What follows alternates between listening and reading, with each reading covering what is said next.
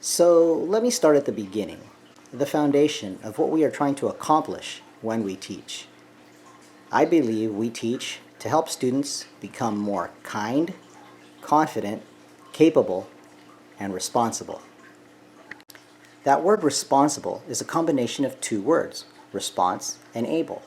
Basically, when students are responsible, they have the ability to respond to a variety of situations that require them to solve problems.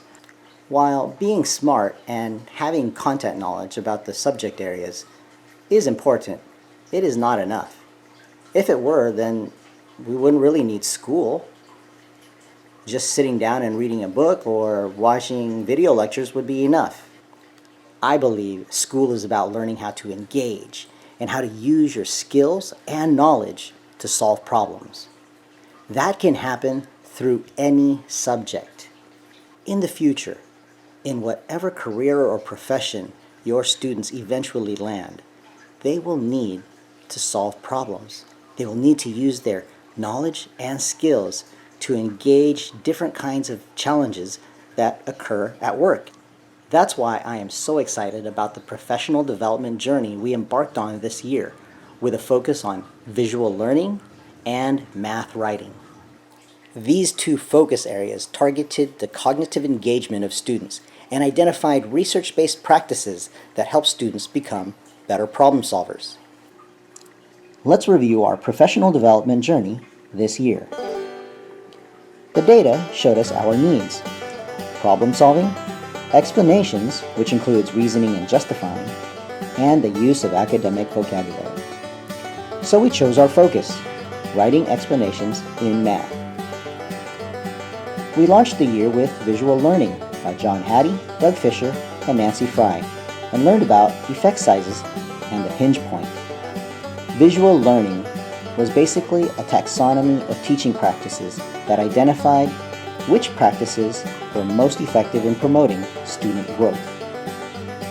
Moving onward, we discovered the power of checklists, referencing the book The Checklist Manifesto by Atul Gawande, and we embarked on creating math writing checklists for our students.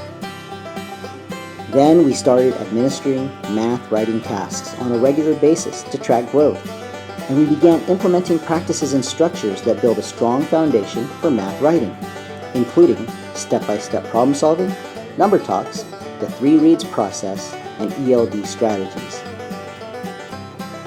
Our objective was the intentional development of conceptual understanding and academic vocabulary. I was invited by a number of teachers to conduct number talks in their classroom, and was able to do so at the kindergarten, 2nd grade, 4th grade, and 6th grade level.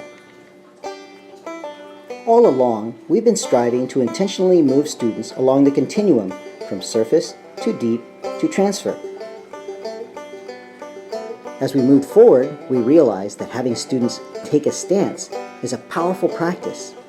So we began reframing our questions and tasks to elicit more critical thinking and better writing.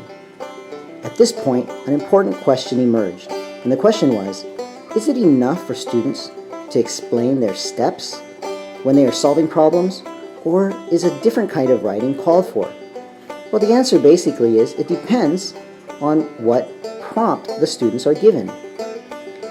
If students are asked to explain their steps, then basically what they will write about is the algorithm. However, if you prompt students to take a stance, then they will have to apply their knowledge and skills to negotiate meaning and make decisions to successfully solve problems. Incorporating the take a stance approach into your instruction on a more regular basis has the potential to provide you with a more clear picture of how your students think. And remember, students can take a stance in any subject, so you can use this approach across your curriculum. An exciting part of our work this year was the ongoing examination of student work. And with our observations, we began to identify both individual student needs and vertical K-6 needs. Finally, some teams decided to develop rubrics from their checklists, as teachers began to see more clearly the expectations they wanted to establish around math writing. So I end by saying thank you. Thank you for continuing to forge onward intentionally and purposefully. Remember, we believe that every student deserves a great teacher, not by chance, but by design. And that great teacher is you.